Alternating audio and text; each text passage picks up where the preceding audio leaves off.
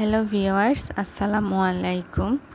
আমি আপনাদের মাঝে হাজির হয়েছি আজ একটি বৌদ্ধভূমি নিয়ে, যেটি ধানুয়া কামালপুরে অবস্থিত মুক্তিযুদ্ধের একটি ঐতিহাসিক পটভূমি।